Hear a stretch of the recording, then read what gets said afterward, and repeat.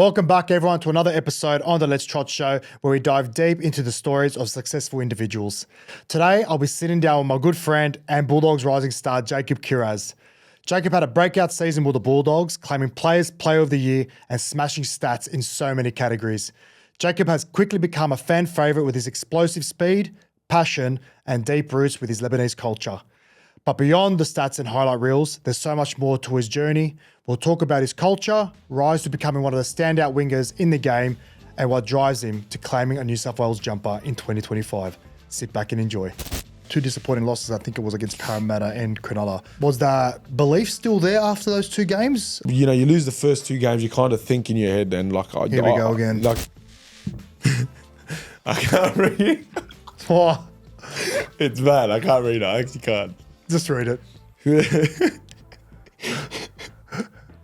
Who has the biggest, you know, you got Origins in my head as well. If I do get picked for those games, I don't want to just get picked for one-off. Like, I want to stay there for like ever. So. Oh, love that. Love it. As a player, how does that make you feel when you see the fans celebrating on the streets? It's the best, man. Oh, like you kind of know, okay, our club is different in terms of that type. Our fans are the best. If you were to be selected for Australia and Lebanon, who are you choosing to play for? Lebanon. Really? Yeah. Jacob? Sauce. How are you, brother? I'm good, bro. I'm good. Bro, I find it good to see you in the flesh, you know? Like on the WhatsApp, you know, the boys are, you know, taking the piss out of you about not leaving the house, you know, got a missus now, you know. We hardly see you these days. What's been happening? Cause in season, bro, you know, straight 180. Yeah. Now off season, I see all the shababs. I'm doing all my catch-ups with everyone. Now catching up with you. That's it, bro. You're just on the grinder. How's the body? Nah, it's good, bro. Because last time I spoke to you, you had a few niggly injuries. You were dealing with the back and the knee injury. Was that right? Yeah, it was, I just have my back was going on still a bit, but now it's good, bro. Got a full off-season arrest, you know. Obviously, there's no rep footy that I need to play or anything, so it obviously helps me out. You never know. You never know. Nah. No. None this year, bro. Play it humble, play it humble. What were the injuries? No, I had just, obviously I didn't really have a preseason last year, so I came back with still that. I had a stress fracture from the year before, so I came back and that was still playing up a bit at the start of preseason. I wasn't supposed to play round one, but then later as the year went on, there's stuff going around with my like pelvis, which was making my lower back. It was a bit, but it was a bit that no one knew about it or anything. But yeah, at least now I got off season, can rehab it. And yeah, just focus on it. Because the way you were playing this year, you wouldn't think that you had anything like ongoing in terms of injuries. Did it play into it? Well, was it a big factor of you in performing? Bro, I would say yes, it was. And you know, the crazy thing is that the same thing. My parents were saying the same thing, and I was saying I feel like I'm playing at like 50%, like I might. But no one saw that. But there was some games, honestly, where I remember speaking to my parents saying, I'm going to pull the pin, I can't play anymore. But no one really knows that. But if anything, hopefully, like, I look back at this year, would have been one of my toughest years mentally just to get through every game. But yeah, like I said, no one really saw that, but I'm very glad it happened to me. And I reckon this will now make me, if everyone thinks, you know, like, I was doing okay, I reckon now, I can notch it up a little level when my body's fine. So you're going to raise the bar even next year? Yeah. Because you topped the running meters in the competition. Yeah. What was it, 4,700 and something? Something like that, bro. You know. Well, I don't. I don't, bro. I don't know. Wow, man. I love that. So I don't know if you remember, this is obviously the second time you've come into the studio. Do you remember me asking you when all the boys were here, true or false, will the Bulldogs play semi-final football in 2024? Do you remember your answer? Yeah, I do. What was the answer? I said yes. What made you so confident? Yeah, it was a funny yes. I remember I saw that video that when you shared it with me on the WhatsApp. I remember watching it and it was like I didn't want to really answer it because I remember every year everyone always asks the same question if Dogs are going to make it and everyone always says yes. But I was kind of like saying, you know, if maybe just don't say anything and just see how it goes. But I knew, I said it then too. We were a different team, different culture. And yeah, I knew we were different. Like it was just a bit of a way different feeling from the 3 years or 2 years I was there. So yeah, I just, you know, I honestly had confidence, but I knew it would take a bit of time, which in the season it actually did for us to actually kick off. And the crazy thing is, you know, we're still building, still first year playing all together, a young team. So it's exciting. Well, give me a bit of insight. I'm sure all the fans and the audience will appreciate it. What were the differences from last season to this season's team that obviously helped you play finals football this year? Yeah, man. I think it's just, just everyone buying in to, the culture and stuff. Like, I feel like the culture and connection is so important in a team when some people don't think it is, but I feel like when you got everyone buying in, everyone having the same goals, you got no one complaining, you got everyone buying in. The new recruits that came in all from professional clubs, they, we had so many, but they helped us heaps, I feel like when you have so many boys that just want to achieve the one thing and don't complain about anything, like we're finishing late and we said, this is where we want to go. This is what it's going to take. We'll do anything. So I feel like in preseason, it was honestly one of the toughest I've ever, like I didn't even do half of it, but like seeing it, it was one of the toughest I've ever seen. And even when I did do it, the boys from other clubs said the exact same thing, said they were at other clubs. And, I'm talking about like vets as well. They said that, this was one of the toughest. So I feel like doing that with your brothers every day and that connection that we built all together, we did the army camp, or I reckon. I saw. That was the best thing that ever happened, bro. Honestly, that is why I reckon, everyone just bought in, everyone wanted to win, and we knew it was going to take time. And the main thing was belief, bro. We just had to believe, because if we weren't believing, then we weren't going to do it. So it got to the point where, I don't even think round 1, round 2, or when we started losing, I don't think we really believed that we can do it. Like, I think, if we look back at the preseason, we knew we were going to be a good team, but it's all belief. I reckon it took a couple of rounds for us to say, like, we can actually do this. Yeah. Where that's what's scary now, because we're going to go in preseason. This preseason is saying, we got different goals now. We know where we can go, and it's going to be good, because if we start fast, then that's it, bro. Bro, I want to say, like, you're what, 22? The way you're speaking to me right now, it sounds like you've been playing the game for so many years, and that's a testament to your maturity. I want to ask as well, you spoke about those army guys, and I think I had them in 2020. I think it's the TLT boys. TLT. Oh, man, it's probably the hardest 4 days of my life, and I can obviously reciprocate with what you're saying. What learnings did you take out of that army camp that helped you individually? Yeah, I took out heaps. If I'm being honest, I wasn't even supposed to go. Sura came up to me because I was injured at the time. He came, I just want you to go just for the connection bit. I don't want to leave you down there, but it'd be good for the connection. I ended up doing nearly half of it, but it was good. So it was just more connection, man. Like, you just doing everything together. Like, that's what I took out of it. I took out of it even myself, trying to be a leader in some way. There was other boys there, younger boys there. So, I'm just trying to be a leader, especially when stuff gets hard, this stuff getting hard. There was like stuff where heights, that's fears, getting over your fears. But yeah, most importantly, just getting that connection with the boys, like you said, it was the hardest thing I've ever done in my life. And to do it with the boys, and then, when the season comes, you kind of remember those moments when stuff gets hard, like, who's next to you. So I reckon that was the main reason. And speaking of culture, you said buy-in. You used the word buy-in, and we used the exact same words last week with Timmy Mann and Rennie Matua, and we're talking about culture and what that looks like. What's a good culture look like? And I think that's really important, because when you see your teammates fully invested in a common goal, there's no excuse for you not putting in your best foot forward every single day at training, off the field. You almost hold yourself accountable because you know your teammates will as well, which is very important. And I feel like there's a stark difference. Like the Doggies we saw last year compared to this year, like you guys fought for every single scrap on the field. And I think that's because you knew that you had your brothers back, you had that trust, and everyone was invested in, obviously wanted to do something special this year. And I think, I don't know, it was refreshing, because I think I was a Doggy supporter growing up, and I've got a soft spot for the club, and I was watching you guys very closely this year, and the way you guys played your football, I think you had admiration from every fan group in the game, and I feel like you felt that as a team. So thanks for sharing that insight. I want to also ask like your personal game individually. You're saying that you're playing at 50%. Like it's pretty scary to hear that. You took out Player of the Year. So that's an award that's nominated by your peers, your teammates. What did that mean to you? Yeah, that meant so much.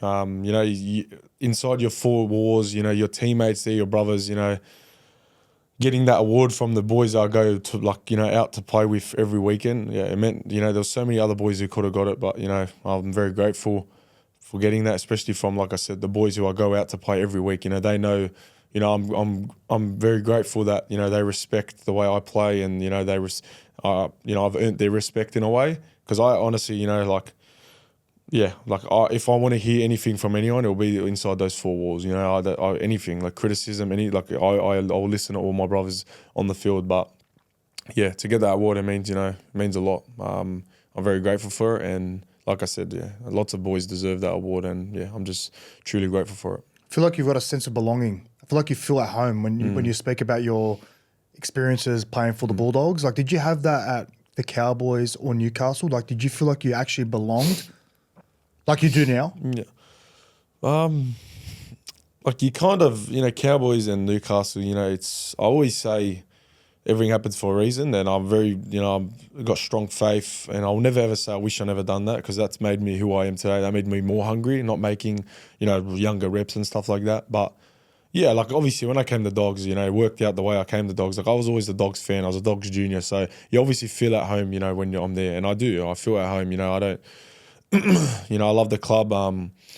They gave me my opportunity, and yeah, I just love playing. I was a fan, and I love playing for him every week, man. Like I wouldn't want to put on another jersey. I can't imagine it, but yeah. Could you see yourself being a one club player? Yeah, that's the goal. Like I want to. Obviously, I don't want to leave. Bulldogs are a club, that I love as a kid, and my family love it. Close to home. And yeah, but yeah, my goal is to, but it's a business in the day. Business, But like I said, if they treat me right, I'll treat them right. Then I can't see why not. So yeah. I love that. I can't see you play with for any other club. Well, I'll be totally honest, man. I can't see you in any other colours. I'm just put that out there. And it's not the fact that you're Lebanese, but I don't know. I love you in the blue and white. Brother, I know it's very hard to get your time these days. I know you're a very wanted man. So our proud sponsor, ShoeGrab, they wanted to gift you another pair of sneakers because I didn't have to. They're just going to add that to the collection. We're going to add that to the collection because I know you're the number one customer. You're in there almost every week. Open them up, brother. I came in for the first time in 6 months. Open them up. Open them up. What a legend. What do you got? Metcons. Oh, wow. They're you to Thanks, a T. They're selling like hotcakes at the moment, Bro, man. They're like the new trend. Everyone loves them. Thanks, Jay. Love you, bro. Love you. Thank you. Thank you, ShoeGrab. Thanks, ShoeGrab. I actually need to go into ShoeGrab. I'm running low on my shoes. I'm running low. Anyway, back to you. Bro, you played, 3 positions this year? Fullback, centre, wing. Yeah. If there's one position that you want to lock down for long term and enjoy playing the most, what would that be? Yeah, I don't really know yet, eh? Like I kind of said a bit like at the start of the year, and like last year, I played fullback for Lebanon. I enjoyed that. I don't know, honestly, like I'm just happy that I can be that person to play. I can play every position kind of. Like this year was a big learning for me in terms of that, and Critter was a massive help on that. So for me to, if the coach was coming up to me saying like, I might move you this side, like for me it wasn't a bother, and I actually loved it. Like I love being that person where I can play every position. But yeah, long term I don't really know. We got 26. We got the World Cup for Lebanon, so I'll be fullback then, and I've learnt heaps off someone like Connor Tracy at the back. Yeah. I've watched him, so even when I've had to fill in there, like I was asking him heaps of questions. It's been helpful. So I honestly don't mind, as long as, like I said, as long as our team's a powerhouse. I don't care where we play. I said that at the start of the year. I'll put me in any position, as long as we're winning. I'm happy, because I just want to win. So it doesn't matter where I play. Same with the future. If it's the best for the team for me to go somewhere else, we'll go to another position. I'll go. If it's best for me to go anywhere, I'll do it. So yeah, honestly, it doesn't really bother me at the moment. So what's your favorite position? I don't know. Everything has its perks, bro. Like I like centre. I like centre because of defense, bro. Our system's a bit different as a centre. Like no one really sees that. I like it because of defense. You get winger, but then at the same time, your centre takes my game out of yardage carries as a winger. So it's different. Like I have different strengths for different things. So I kind of don't mind where I play. But because when I do go centre, like I kind of still try and have the same runs, which is hard. Like it's obviously because centre's a much tiring position, especially in our system. And then you got fullback, and fullbacks, a bit more fun. Everyone wants to be a fullback. Yeah, of course. But, you're the guy. You're the dog. But yeah, like I said, I honestly don't. Every position has its perks, and yeah, you got fullback, get more space with the ball. But yeah, I'll play anyway. I think the door's open for this conversation. Like, there's been a lot of chat, especially early in the year around Zach Lomax. Like, obviously, he was a specialist centre. Yeah. and then he's moved on to the wing this year, and he's been a revelation, right? But I want to know from someone from experience that's played multiple positions. It's easy to rule that fullback will probably be the hardest out of those three I just mentioned. Yeah. Correct? Yeah. So what's harder, centre or winger, or more important to a team? You've played both. I don't know. Like in our system, man, it's so hard to say because every position is so important. Like if one of us don't do our job, it's tough. So like obviously you got wingers. Our job, like my job, like that's why when everyone freaks out when I do it. But that's my job. Like in my head, like to run 20 times, like that's my job in my system. That's what I have to do. So it's not a big deal for me when everyone says, "Oh, you run so much." Like I have to run. I have no choice. If I'm tired, and I have to run. I let the forwards rest and I run. Centre, you got big responsibility in defence. It's probably one of the hardest positions on the field to defend as a centre in our system. But you look at someone like Stephen Crichton, who's mastered it. He's one of the best defensive centres. So, you got someone like Bronze now who's learning it too. His defence has improved, massively. Even when I started centre at the year, I learned heaps of critter. I was watching critter last year. I loved it as well. So you every position has its roles. And the same thing, like if a winger doesn't know in the system defence too, like you found out. You get easily. found out. It's very our coach is very simple and like don't give cues away to the opposition. So we can't have any shortcuts and stuff like that, which is that's how you be the best. So it's good. I feel like early in my career, I took it personally. Like the old saying, "Oh, like you're on the wing, like you've got no right to speak or have any input." And I took offence to that. So I wanted to kind of change the game in that sense and put some respect in that position. So I'll probably be the head of the winger union in that regard, the self-proclaimed head of the winger union. Yardage. But like, I don't know. I just feel, just to put perspective out there for the viewers, like wing is so hard in the sense that yes, we're not making 10 tackles a game, right? But every tackle that we do make is fucking important. Yeah, 100%. You're either saving a try, you're stopping a line break, you're always outnumbered. You constantly got a double D. So you either got to check your inside centre, your inside man. You got to check if there's a block shape on you. You either got to check at the back and your opposing winger. You got to be in the kick chase. You got to receive a kick on the full. Yeah. So you got to coverage all that field possession on the field, and you got to finish those big moments. Like whenever you get the ball, 100%. That's your job. Like you're working with minimal space, and you have to try and either beat a man, multiple men, and put the ball down. So that's what there was a debate like what's more important, a centre or winger, and I feel like they're both important, but I feel like when it comes to like high pressure plays, I think there's a lot of responsibility on the winger. Yeah, and you can kind of see that now too. I know what you're saying because when you're young, even when I was young, under 16, no one wants to be on the wing. Like you just stand there. But the game has changed so much now, where your winger has to get through that much work. Yeah, it's so important. And even when I said I'm going to wing, I kind of put in my head that I'm going to be a different winger. I'm going to be very different. And I've got. I practice a couple of abilities I can do where I try and do that no one really does. So, I feel like every position you play, you just got to master your craft, master what you got to do, and you will be different to everyone.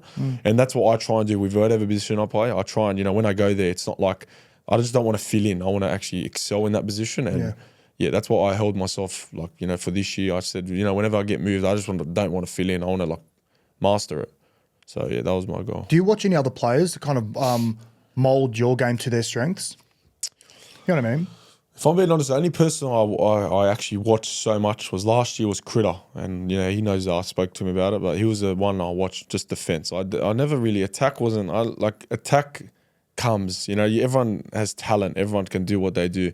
But yeah, I watched Critter. I kind of watched Toto with his yardies, but it's very hard because he has a different body to me. Exactly. So I can't really, he's very low. I can't really do what he does. He does. He's very different. So I can't. He's a beast, bro. He's just a beast. That's why when you look at someone like that and you say, is he just a winger? That's why wingers are so important when you look at someone like Thor. So I don't really. Critter was the main one I watched purely on defense, and I'm glad I did because I learned so much of that. Yeah, love especially now him being here, which helps even more. Love that. Tell me what you're wearing, brother. I've never seen that brand before. What is that? Nah, it's my brothers and I just brand. We just put it's called Leets, which is like short for athletes. Like it. Yeah, we just kind of, my brother Zach, if I'm being, he gets most of the credit. He's the one that always wanted to kind of do it, and he said that he knows that he had me there. I could promote it, and I said, I'll do anything. So yeah, my brothers and I just opened this brand, Leets, short for athletes. The clock kind of means like, I was going to say, what's yeah. that? So my brother actually, it's funny. My brother actually came to me yesterday, say like, if they do, I'm like, they're not going to ask. The source not going to ask anything about it. I've He's spotted it like, already. I know. And then he's like, if he does, this is what it means. And I'm like, lucky I kind of knew anyway. But like, he didn't want me. Yeah. So it means like time keeps going. So it just means like don't stop, keep going. That's what kind of means. It means like Limitless. there's no like doesn't matter what happens in your life. Doesn't matter what happens with anything. Like time's going to keep going. I love that. So you just got to keep going. I love that. Why is it set at 3 o'clock? Just set at any time. Just keep going, bro. It moves every time. It goes here. It goes here. No, it does. The arrow actually moves. Yeah, does it? No, no, but yeah, bro. I'm love it, excited man. for it, man. So it's more like athleisure wear? Yeah, or- it's more like active wear, man. We got lots of colors coming out. Summer's coming up, so yeah, you know, we got like lots of colors coming. You know, we got shorts coming out, but they're not. No one knows them yet. Just so we got. text you my address. I got you, bro. I got you. Size. I got you. It's more active wear, but whoever wants to wear it. Yeah, we got the shirts coming out soon. The shorts will probably come out later, but I'm kind of wearing them. Love it, But, man. yeah, bro. Excited. Congrats, bro. All the best bro. with it, man. Thanks, bro. Speaking of your brother, remember, was it Joey, youngest Joey, brother? yeah. He got diagnosed with leukemia Yeah. a couple of years ago, was it? How's he traveling now? He's doing good, man. He's in remission. I think in December, it's his last, like, because he's been taking tablets every day. So December is when that's it. No more tablets, Wow. nothing, which is, you know, exciting. Knock on wood, man. I know, thank God, man. There's a bit of a scare, but it's good. Can we talk about that? Yeah, Is that 100%. all right? I think it was the end of 2022. We're at the World Cup in England, and your family come over. Everything was okay then. When was he initially diagnosed with leukemia? Yeah, so it was back in pre-season because I remember I went to pre-season like late November, and then I remember around the What year first was this? week. This was the same year I came back from World Cup, so this would have been 22. Yeah, the end of 22. So I remember I went back to pre-season, and in December, I remember he didn't want to go work, and that's why it's crazy because when my mum said like he didn't want to go work and he was fatigued and stuff like that. My brother, if I'm being honest, like he would say this too. My brother like he would just go work, go bed, like go Routine. bed, go work. Like but he wouldn't like go down. He would just stay in his bed, sleep on the weekend, sleep in. Like he just would never he was just like that. So I remember he just felt fatigued and he didn't want to go work. My mum said, no, you're going to work because my mum knew what it was like. And then he's like, nah, like I feel like fatigued and I just feel like weird. And then he's like, I've been feeling like this. And then mum's like, okay, you don't want to go work? Go take a blood test. From that blood test, that's how we found out. My mum's never said, go take a blood. Like I've got sick, everyone, go take a blood test. Literally from that blood test, like, okay, I will. And he drove himself the blood test. Literally that day, bro, they just called my mum and said, like straight out, this is what they said. And this was crazy because I was at training. They just called my mum and just said, they said, listen, go hospital, your son has leukemia, straight like that. And my mum just apparently, yeah. And I remember I was at training, I came home, like, where's Joey? And then I remember my dad saying, oh, Joey's just in hospital, nothing's happened. So I never really knew. And then I remember that night, Dad's like, come, we'll go hospital, just visit him. He should be out tomorrow. And Dad told me in the car what happened. And then I remember Joey said, go training next day, whatever. Went training next day. And bro, I remember we're doing breathing, like just breathing, like exercises. And then I was on the floor, bro, because you're breathing, you're thinking, Sierra saw me, picked me up, and then just said, what happened? I told him, and yeah, it was hard. Like even their reaction was a bit like, what the heck? Like, so then they just sent me home. And I remember that whole kind of before Christmas, he had to stay in the hospital 30 days. And then I told the club, and the club even said to me, take your time. They sent me all the sessions. They said, just come for the field sessions and that's it. Like, go home. Don't do this. If you want to do gym, it's up to you. So they kind of had me on my own schedule just so I can hang out with my brother at the hospital. Wow. So yeah, it was scary, bro, but yeah, everything happens for a reason, man. After he got diagnosed, what was the process after that for him? Yeah, so the first 30 days he was on heavy steroids, man. So they had to monitor him, so he had to stay in the hospital. That was probably the hardest bit because he had to stay in the hospital 30 days. My mum's just, my mum and dad soldier every day. They're there. They stopped work. My mum was sleeping there every day and didn't leave him, obviously. So we were there every night. We'll go get him food. We'll hang out. We set up like the FIFA to play FIFA with him. Like we done everything. So. Well. But yeah, the worst was, like they let him out for Christmas, which was good. They said, if you're good and your bloods are good, then we'll let you out for Christmas, go to your tater's house for a bit, but then you have to come back. So it was hard because he'll come and then everything's hurting, then he has to go back to the hospital. But then now, yeah, he's, I think a couple months or later, he got remission, which was good. And now he's just on tablets he has to take till, I think, December. And then, yeah, thank God, it's all good. Thank God, man. I know. Far out, man. It's crazy how things like that can happen. Like you're speaking about time, right? Good, bad, time just keeps going. It's it's how you kind of deal with those tough times. I guess what tests your character. Yeah. What was that like on you personally and your family? Yeah, it was hard because, you know, like You have so many questions, but not enough you answers. kind of, and you never want to. You kind of, you know, my mum's very holy, goes to church. You know, we're all very, like, I'm very faithful. You kind of question God in that sense, like, and it's the worst thing. But your reaction, you know, you say why? Like, you know, he goes to church every week. He doesn't touch anything. He doesn't touch nothing. Like, you know, like why him? That's, you know, my mum was even like crying, saying that to me, and I was like, it broke my heart. And then, yeah, like, you know, if I'm anything, it made us. Even himself, and he would say this, my brother, like, he made everyone put life into perspective and be so grateful. After that, Joey came, even now, like now he'll go hang out with the boys, he'll go, you know, like, make everything in perspective.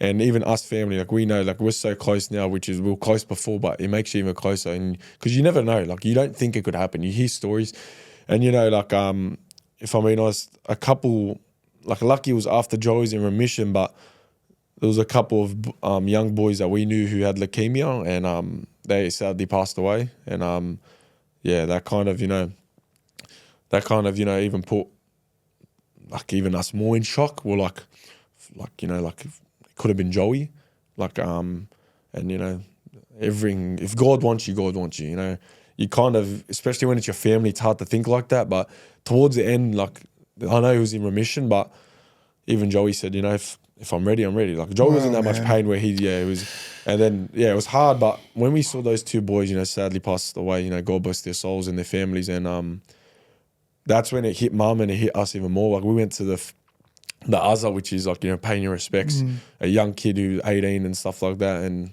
yeah, it kind of broke your heart because, you know, you're looking at photos and the families and stuff, and yeah, like you kind of, you know, say like Joey is lucky, and you know, it wasn't his time, you know, and it's hard. Like I said, if it's your own family, it's hard to kind of like, you know, if not like lucky it didn't, but if it did happen, like you got to try and, you know, because we have so much faith, you know, the priests always say all the time, you know, if it's their time, it's their time. They're lucky, they're going to heaven. Like you think of it like that, but when it's your Try to find a silver lining. It's very hard. when it's your brother, well, you can't think like that. Like I like lucky, like I don't know what I would have done if, you know, what happened. I reckon I would have, yeah. But lucky, thank God, you know, he's healthy now, which is good. Knock on wood, bro. That's great news. Man. He's in, obviously, he's getting off those the medication at the end of the year. Such great news, man. Bro. Thanks for sharing that, bro. Thanks, bro. I know something really personal for you, but I think it's really important to actually know what like, you went through. I'm sure other people are going through that right now, and I think the biggest thing I got out of that is always to live in the moment, like be present, be grateful for what you got, because there's always, like as hard as you got it, there's always someone out there that's doing it tougher than you. 100%. Wow, man. Family's number one too, man. Always stay close to your family. That's what I see, man. I reckon, yeah, that's the number one thing I'd say, you know. I'm so lucky, like, you know, like I'm very grateful the way my parents raised us, you know, to always be close to your family, because, you know, I saw, and Haram, you know, some people don't have, you know, some people in hospital, families visiting. We went to hospital and we saw, like, you know, people there, no one visiting, and it broke our heart. We're like, that's how we even looked at it and we said, Joey, like, you know, like you're lucky you got family. Like, you know, we come every day. Like some people, they didn't, and that broke us. That's why I said, when you're family, that's why I say always stay close to your family. No matter what culture, anything, like family's number one. Family's your blood. So yeah, that's the number one thing I'll say. Like, I know you had the opportunity to reflect on such a great 2024 season. Waste money. You can't take me seriously. I'm just keen to know, and I'm sure everyone wants to know listening in, what was the main factors that helped you have a successful season? We spoke about buying. That was one. Yeah, buying in, obviously, you know, that's probably the most important one. And I reckon, you know, second season, lots of us know the system. You know, our middles know what their role is. You know, our back five know what our role is. I'm talking about defense more so. So I feel like, you know, when everyone, like the first time you learn something, you're not going to pick it up straight away. So I kind of think, you know, but at the same time, you need the boys to buy in to pick it up as soon as possible, you know. If you don't have anyone buying into what we're doing and not believing it, then it's never going to work. You need the boys, you need everyone to buy in. And this year, everyone bought in. You know, we had lots of boys, it was their first year in the system and they excelled. You got, you know, someone like Kurt, man, Josh Curran, you know, you got some boys like Bailey Haywood, you know, he's very close to me, come off the bench, like and everyone sees all the other stuff they do, but I'm talking about purely defense, and their effort areas is what made them, so good. And that's what we look at. We don't look at all the other stuff. And we go into videos room and we look at stuff that no one will see. Whether a middle should go hunt, it's stuff like that where we know that, but no one else knows that, and it's good because we're the only ones who matter in a way. We're the only ones who see what each other do. So what's the main thing of what's one of the main pillars of defense? Trust. Yeah. Right. I think you talk about buy-in. If you got players around you that you can trust, that gives you confidence to defend and do your job. 100%. Obviously your hit, your work from marker, your positioning outside your center, everything evolves around 100%. Trust, right? Obviously Cameron Serrata was a massive influence for the Bulldogs team and for you as well. I spoke to him yesterday. I don't know. Whenever I mentioned you, I hear a different tone of voice in. I hear something different about him. I think he's got a huge admiration for you personally. What influence has he had on you personally? Yeah, he's had huge. He first came to the club and I was there when did he come? Last year? Yes. Time's flying. He came last year, and then I remember it all started, if I'm being honest, with I wanted to learn the system so good. I wanted to learn it quick. And he told me, he said, watch, I was watching Critter last year. He said, watch this. He's just more mentally, man, mentally in terms of, playing through stuff. Everyone plays through shit. Sorry, my language. Everyone plays through stuff. I remember first round, bro, last year. I remember in training, I literally jumped in there. My ankle went like that. Literally, it was very bad. My ankle was gone. This was last year. I'm talking, say 23. I remember I was no chance I was playing. I'm talking about 2 days before the game. My ankle was bruised. It was you're supposed to have 2 weeks off. And I remember physios were coming over everyone. But I remember he the day before or 2 days that day, he said, "What do you want to do?" I said, "I don't know." And then he's like, "We might rule." And then he's like, "Listen, if you think in your head you will play, you will play." He's like, and I'm like, it's different. I'm not talking about if you do your MCL, obviously you can't play, but it was an ankle sprain.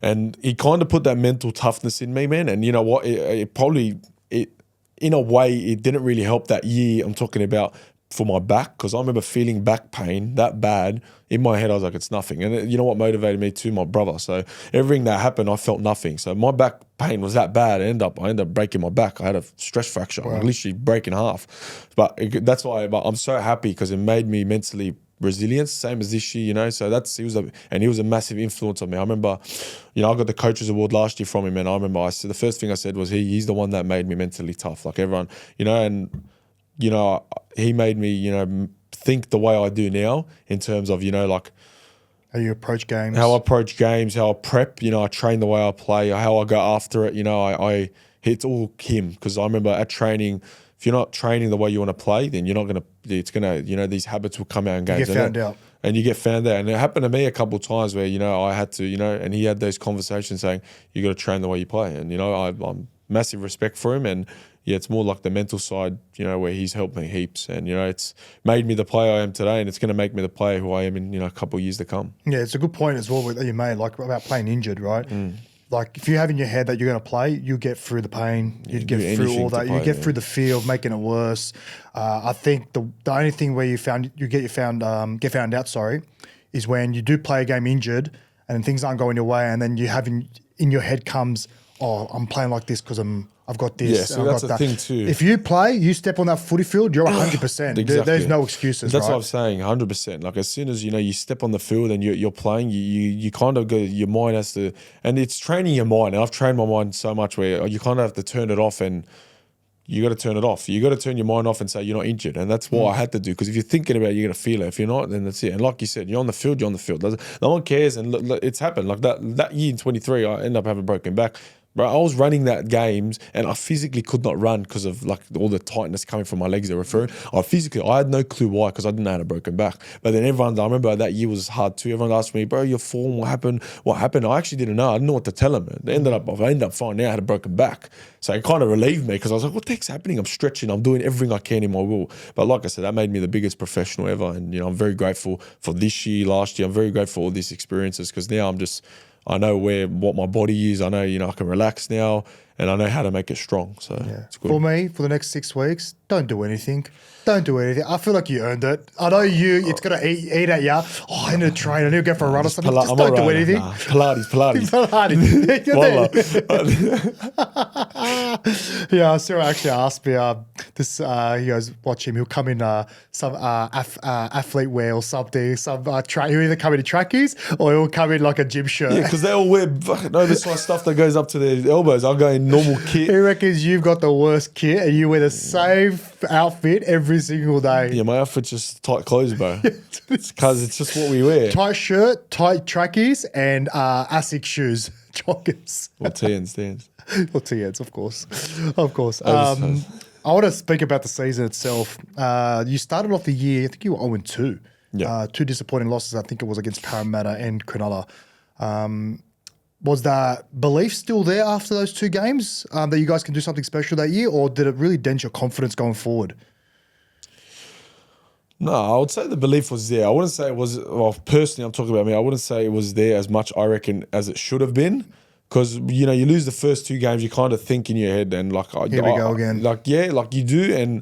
But then I kind of said, you know, there's a different team and their coaching staff did good, and, you know, someone like Travis as well in terms of like beliefs. They kept making us believe, saying, listen, like, and, you know, we had these little stats that we look at saying, if you hit this, you'll win. So then I reckon round 3, we won against Gold Coast, you know, a comfortable win at Belmore. That kind of brought belief. And then, you know, I think the next game was Rabbits, and I think when we versed Roosters, we got a good win there.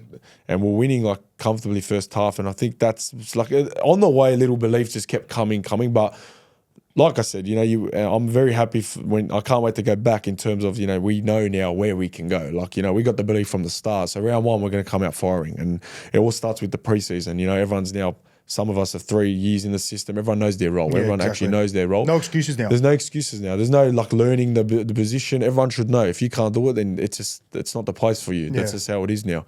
So everyone knows, you know, if you don't want to work hard, it's not the place. That's the way it is. So everyone now has the belief, and yeah, it's good. The belief that I had for you guys was, I think, against Parramatta. I think you were losing. I think you were down 2 tries actually with 15 minutes to go.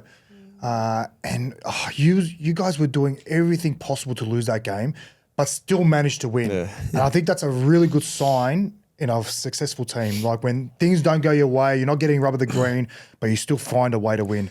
Another example is against Newcastle up there. Yeah. You had no Birdo, you had no Critter. 2 Simbins. 2 Simbins, exactly. And still found a way to win. That's when I was invested. I'm like, you know what? I think they can do something special. Yeah. Did that feel the same for you? Yeah, like I said, you know, we kind of had that belief, but you know, when those games come and you win like that, that Para game was probably, you know, one of the best games I've been in terms of like, yeah, just like knowing that, you know, at the back of my head too, you kind of like, you know, the momentum changed, so we knew we were going to win, which is crazy to think, but you kind of know. But yeah, you know, after that win, you build belief. And, you know, I reckon lots of it too was, you know, we had a sin bin that game too. But I remember there's a photo that we have on our wall with, you know, Kurtman getting sin bin and Critter looking at the boys and clapping. Like, we actually loved it. Like, we didn't love it because you don't want it, but we kind of walked towards all that stuff. Like, we didn't say, and we trained for it. We learned to defend with 12 people. Like, we actually learned to defend with 12 people in case it happens. So, you know, we just kind of, you know, stay calm and collected. But yeah, you know, that Newcastle game was, you know, that was a good one too. You know, unbelievable. We had 2 boys two guns not playing with us, and 2 sin bins that night. 2 sin bins that night to go there as well and win. So yeah, we had a couple of wins like that, which, like you said, and lots of the time we made it hard for ourselves. Like, don't get me wrong, but that's just maturing. You know, we're still learning. So yeah, I think as the year went on as well, fans started coming out of the woodworks in numbers, most Lebanese. I want to get your perspective. Like, you were once a proud Doggies fan. You obviously idolised those players growing up, but now you're one of those players playing for your beloved Bulldogs. How does that make you feel when you see a kid like cheering on your team? Does that take you back? Like, how does it make you feel? Yeah, like when you're kind of in the moment, it's hard to like look back. But when someone says it all the time, even, you know, like when journalists say to me as well, like, I kind of actually think about it, and I'm like, since you said that, like, yeah, it's kind of crazy. And I feel like when I started to see the fans going off in Belmore, that's when it really hit me. I was like I remember like driving down with my dad, like, let's go for a drive when they made the finals and Belmore was going off. So yeah, like I'm very grateful. You know, I was a fan, and yeah, when I look at kids now, that's why I kind of like, you know, I make time for all the kids because I was that fan. You know, I was lucky enough. I, you know, had a photo with Josh Reynolds, kind of stuff like that, and yeah, he was like one of my idols growing up, and yeah, I'm just grateful. I try and make time for everyone, and you never know. Like I took a photo of him, and I ended up playing, and there's probably one kid I took a photo with who could be playing with me. Like you Exactly. know, it's so scary. It's crazy to think, but that's actually what I know. Look, I even Us too. Like you showed me that photo when how old were my you? first 13. That was my first 15. Yeah, 15. And like here You you would are have thought. now. That's what I'm saying. You probably wouldn't have thought. You're just like you don't like. You're just so in the moment. Yeah, you're like, oh, like, you know, there's you so want to make many this kid's kids. day, we'll just take a photo, right? That's what you're thinking at the time. You're not thinking, oh, this kid could be playing first grade in what, 4 years, 5 years. Like it's just Crazy when you think about it. And I feel like I asked you that because I went to Belmore after you guys beat the Dolphins. I think it was in Bundaberg. Yeah. And the streets were packed. I saw the videos. Oh my God. Bro, like, I got I'm my brother like- messaging me saying, when you come, because we were coming home that night, he's like, do you want to go Belmore? I'm like, bro, I'm not going. I can't. No, you can't. I know, but No, he's you G'ing can't. up. All my mates like, yeah, let's go for a drive Belmore. I'm like, bro, if we go for a drive in Belmore, I'm in the car. They see me, the car's getting shook. We're Yeah. gone.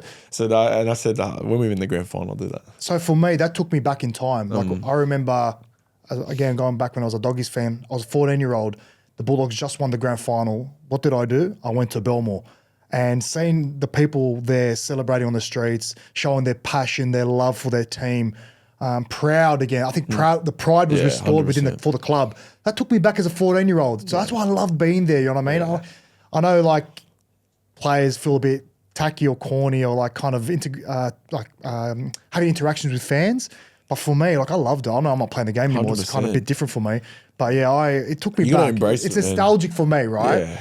And I know other fans like from rival clubs like coming out and saying, or like they're putting pressure on you, why they're celebrating on the streets. They haven't won anything. I'm like, fuck, no, they have. That's not even that. That's the Dogs fans, man. Yeah. I remember when we were kids watching games, like every time it'll be the same. Like, but the difference was back then, like they were winning it like every year. So now, you know, the fans haven't seen anything in 6-7 years. Exactly. But I don't know, man. I reckon this is going to be a trend now. Like if we keep going good, I reckon every week this is what it is. But that's the Bulldogs. That's why they're the best fans in the world. As a player, how does that make you feel when you see the fans celebrating on the streets? It's the best, man. Oh, like you kind of know, okay, our club is different in terms of that type. Our fans are the best, and that's what I want to say. Like everyone says, oh, you know, all these other people saying, oh, it's like they won the grand final. No, like we have the most passionate fans. That's why they're doing it, and you know, they haven't seen anything like in 6 years. So you know, good on them for doing that, and you know, makes all us boys, you know, don't like the fans don't know this, but you know, we'll be in our room, and then our one of our things was to inspire, unite and inspire, and we want to unite and inspire the community, the fans. And you know,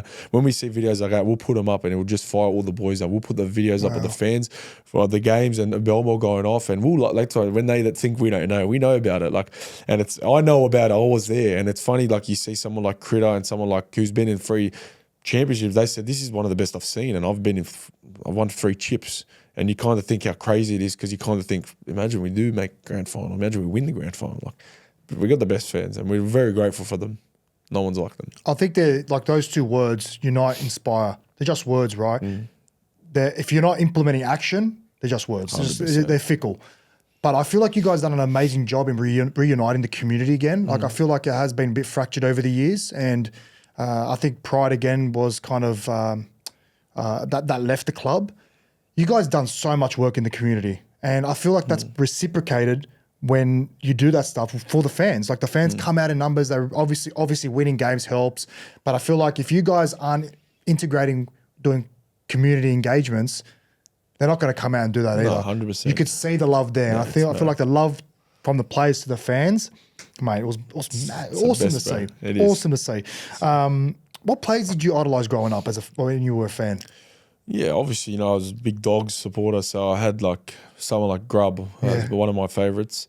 The way he played, you know, he kind of, you know, everyone always says this, like he kind of just played with passion and heart. That's like, you know, that's all he played with. You know, he didn't. Blue and white through and through. He wasn't like the most talented player, everyone says, and you know, like he had talent, but you know, you see freaks like, but he just played with his heart, man. Competitor. And I was a competitor, and that's what I loved. And I said, I always want to base my game around that. I want to be known for that. I don't want to be known for the silky stuff and all that. I want to be known for, you know, just like I like the best compliment you can get is a competitor or like just like passion. Like you do anything, and that's, you know, someone I loved. Someone like you, I watched, you know, in terms of like yardage and stuff. Like I kind of, you know, I had to learn from the best who started it. humble. You got Hazem back in the days. Obviously, I wasn't that. Like I think when I was getting a bit older, he was starting to retire. But like Lebanese who kind of first like I look up to Hazem as well. yeah, like he blew paved the way. He was leading point scorer. Like you kind of don't think a Lebanese person can do that. So to see someone like that, do those accomplishments is special. Motivated me a bit. All right, now it's been a couple of weeks since you guys last played Manly. Now that the dust has settled, disappointing loss, obviously. I still feel like there was a lot of positives coming out of the game. It was a very disruptive week. Obviously around Fox, a lot of outside noise from journalists. How did you guys block all that noise out and focus on the game? That was the biggest game in 8 years for the club. Yeah, like kind of when it first happened, Fox, he came and he stood down.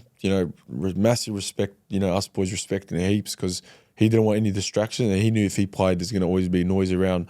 Stuff happens, or if stuff came out, and then he was playing. So massive respect to him. He put the team first, and he stood down. And like it's you're gonna see it. It's everywhere. It's media, but we just done. I remember the first day it happened, and then the second day we came in, everyone just that's it. Everyone got on with whatever it was. Everyone said that's it. It's done. Fox team player stood down. Now this is where we're gonna prepare. And massive shout out to everyone, even the staff and everyone. We who handled it so good because I said, no one spoke about it. No one did nothing. Fox was training with us too. But no one actually spoke about it. Like everyone just said, okay, that's it. We're just gonna play. Wow. And, shout out to Fox too. Who it's kind of especially he would have been stressing out in his own head. He probably wanted to speak or something. But when he was there, it was just no one spoke about it. It was like it was forgotten. Yeah, wow. But then you go look on media and they're speaking about it. But inside our four walls, no one did. We just got on with the day with the training. We actually kind of forgot about everything. So it was good. Yeah, well, looking back at the game, was there anything that you think you guys could have done better? Yeah. Like, we kind of, we were happy. There's so much positives out of that game. I feel like you guys had complete control of that game. It hurts, man. It hurts when it's something like that because we had a plan the whole week. We knew what they're going to do and we went after it. The first half, we were dominating. Like, I remember, this is the game we wanted to have, to start fast. They've got a big pack. So we said, if we start fast, play the game we want to play, we'll get over. And, we scored the first try. And it was all good. We felt in control. We said, just keep doing what we do and we'll have them. And we did. But just little moments, man, like little moments where, we'll look back on and that's what, if we want to be in this position again, that's what's going to separate us from a lot of other teams. There's little moments where you can't have a shortcut. You can't, especially with players like, you got someone like Travojevic. Last tackle, they scored 3 times. Like, just stuff like that, we're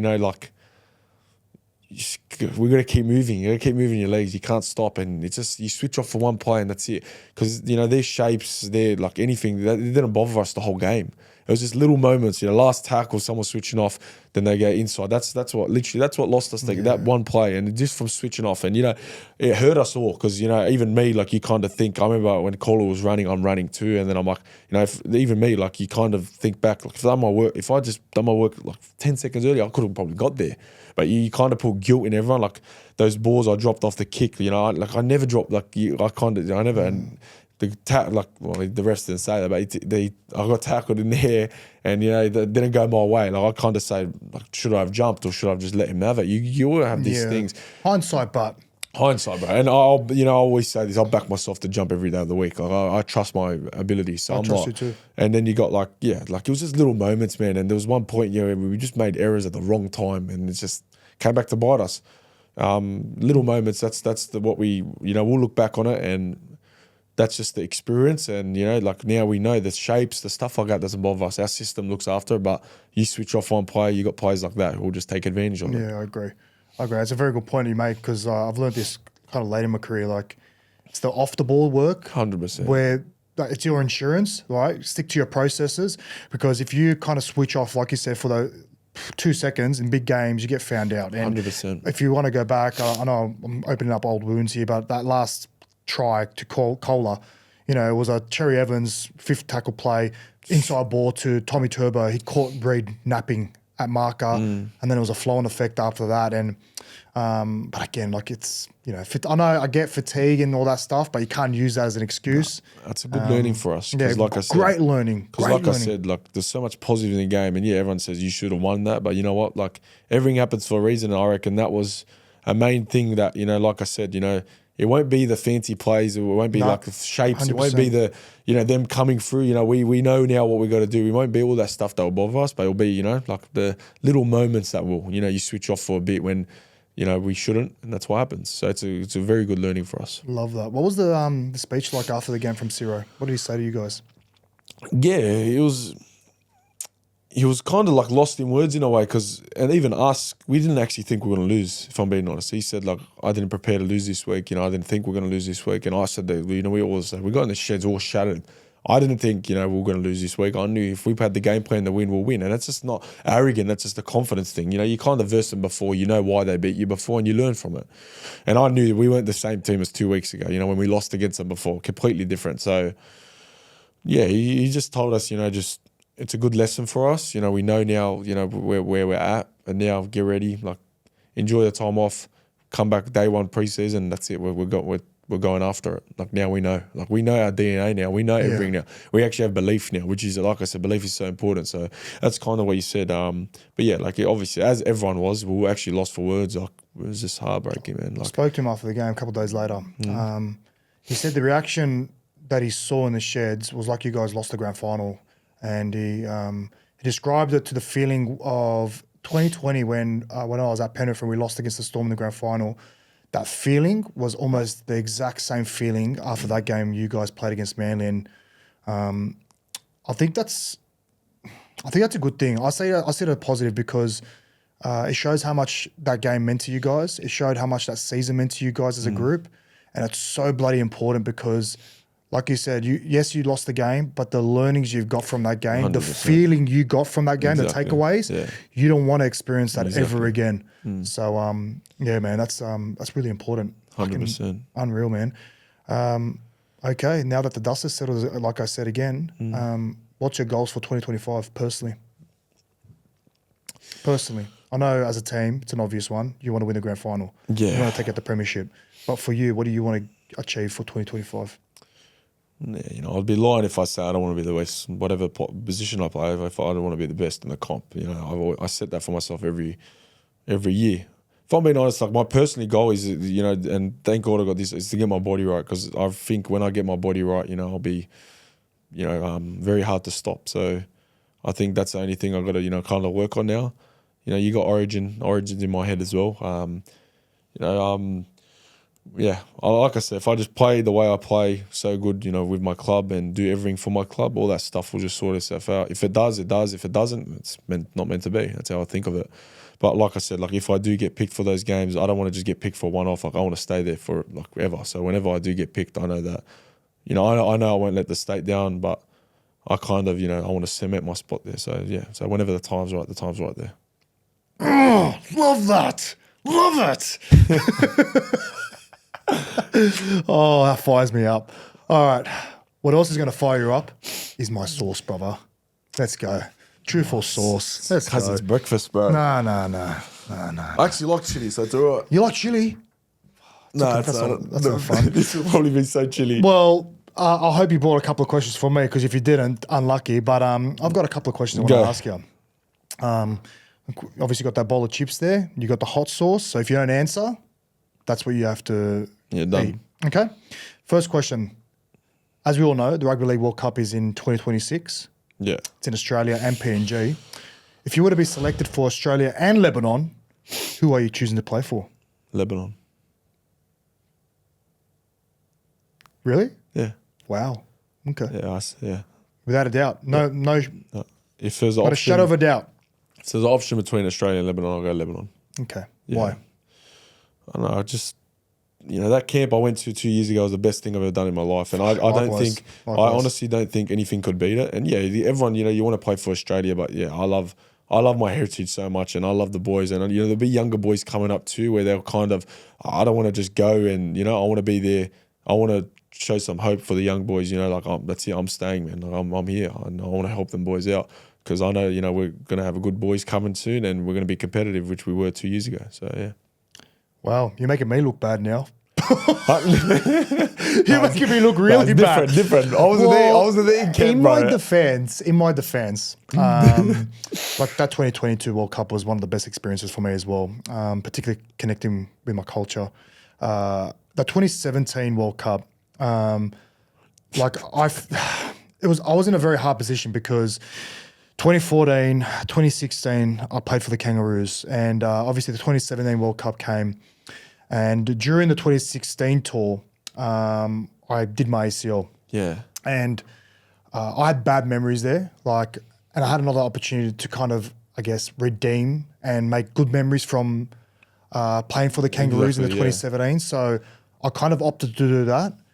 And I know the backlash, I look at it and I feel like it was unwarranted a bit because I took it personally. Like, I'm proud Lebanese through and through, and the fans are just the backlash, I got for that. Oh my god! Like I look back on that, like I would have loved to play for Lebanon, but I feel like my allegiance lied for Australia because again, I'm proud to be an Australian. Exactly, I was born here, 100%. And the year before I played for Australia, so I felt I belonged with the team. And anyway, that's my kind of defense for that. You can take it as it comes.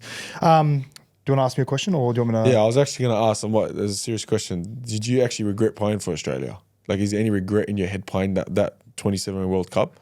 Like, do you ever think, even when you were there in the camp and, you know, seeing the Lebanon boys do their thing, because I remember watching it was crazy. Like, did you ever think in your head, like, I wish I was there? Yeah, definitely. Yeah, definitely. Like I said, I'm very proud of my culture and heritage, and I'd lie to say if I didn't envy what the Lebanon boys were going through and the hype around that. I know how proud I was to put on the Cedar jersey in 2009 and how proud that made my family.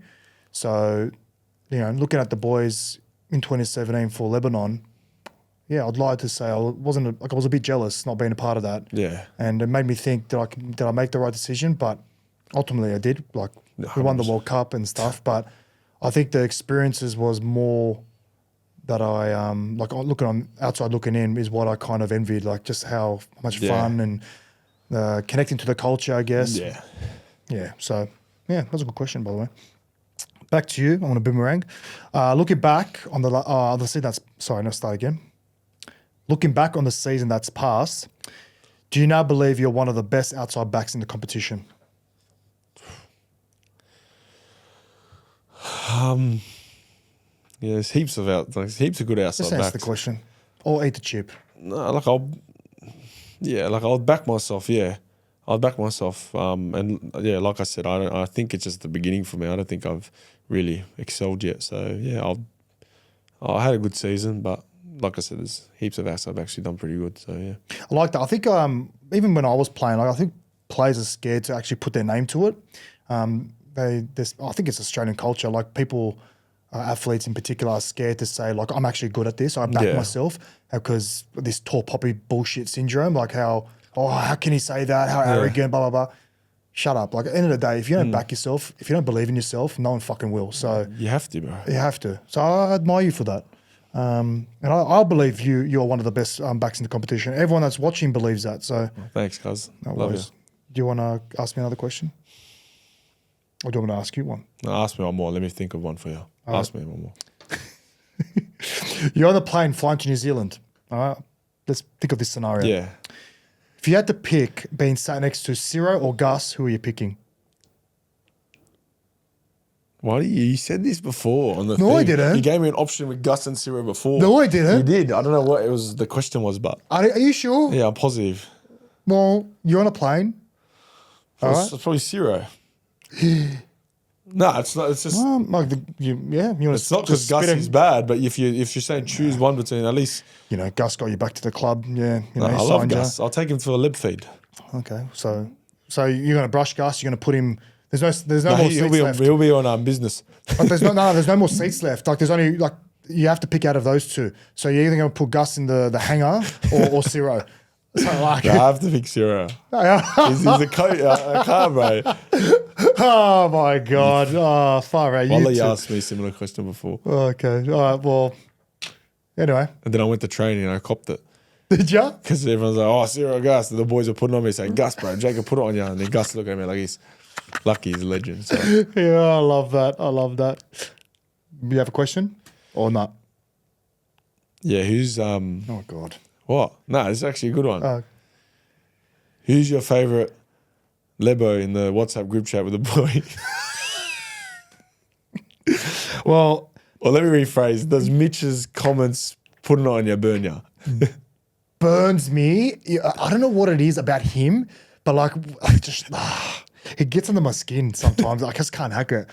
He gets personal, but he gets personal. That's He his does, he banter. does. So if he wants to get personal with me, that's why I cut back at him. I'm like, nah, stuff that. I'm not going to let him get it He over actually me. does, I know. He's Oh, good, it man. kills me, man. It kills me, that bloke. Oh, and like just his laugh, the way he laughs, sort of punch his head in, man. Have you noticed his head as well? I don't know what it is, but like his neck is like thicker than his head. It's wider than his head. Just it's so weird. Bulking season, bro. Yeah, bulker season. Yeah. We need to catch up. Love man. you, Mitch. I love you, Mitch, but I'll crack it one day. Listen, that was no fun. I still want you to taste my sauce. Yeah, I'll taste that. Well, Let's go. All right. Yeah. Give me that bowl. I'll hand you this bowl to you. not that much, but you dragged it. It's spilt off. Yeah. Suck it in. I'll be back. Bring the mic in. That's chili, bro. Bring the mic in. I want it. How's that? That's How's chili. it feel? Not bad, huh? That's really chili, bro. Moving on, our last guest, Jamie Soward, that I did a one-on-one with, wrote you a question for you to answer, brother. Open her up In the envelope? in the envelope. Are you sweating? No, it's actually pretty chilly, bro. I thought you said you like chili. Yeah, it's like take this chili. It's lava. Of Have you had it before? course I've had it.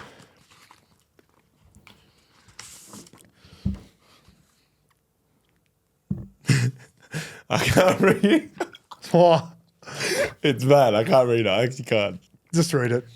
Who has the biggest you have seen in the showers? Who has the biggest cock that I've seen in the shower? Come on, bro. Oh, my God. Who's the biggest? You can't even post them, bro. Can you? Do I have to answer this? Oh. My own. Nah. Who's the biggest? Give a shout out to Jeremy Lattimore and Peter Mamazoulis. Very nice. Very good. Very thick, That is girth, the best long. fucking thing. Yeah. Moving on. Fucking nice throw me off. That for real? I read moving on. Fuck you, Sowie, mate. I thought it was Honestly. going to be a legit question. Oh, and it's all right. Now you can, like you saw with Sour, you can ask any question for our next guest, brother. So pick up the clipboard, pick up the pen, and think of a question. I'm just gonna hedge my bets. I reckon this is a deep question coming from you, and this is not involve any sizing or anything like that. Don't tell me the question either. Leave it as a surprise.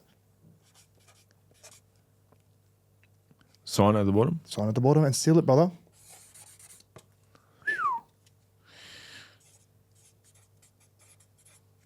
Okay. Seal her up.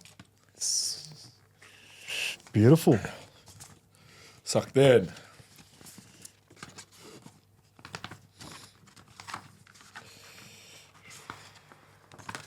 You're rattled from that chili, aren't you? It was alright. Still there, but the initial taste was bad, bro. I didn't know it was that bad at the start. Like as soon as I had it, that's what it was. All right, brother. But before we wrap up, throw that on the table. Obviously, you got a few weeks off now. What are you going to get up to? Nothing much, bro. I was just relaxed, bro. To be honest, I think I'm just enjoying right now having no routine. Mm-hmm. Yes, because you're saying on the moment. So yeah, just relax, hang out with the family, bro. do all my catch up with all the boys. How come everyone's invited me over during the season? I said, don't talk to me during the season, bro. I can't see no one. Mate, you're the worst. You don't respond to any messages. Yeah, I don't, bro. I don't ring people back. I just message. Because, man, we train hard, bro. We train long. I know. So I go home, sit with my family, try and see, hang out with my family. That's it. So now I'm doing all my catch-ups. Like, I was seeing all my mates and that. Like, I say, what are you doing? I come over, hang out. So we have to do a catch-up, guys. Well, speaking of catch-ups, thanks for coming on the show, cuz. Oh, good, bro. How about we go up the road and have an awesome lib feed and maybe a Still. bill of shisha as well on the side. Oh, yes. Yum, yum, yum. Perfect. Let's do it. Yalla.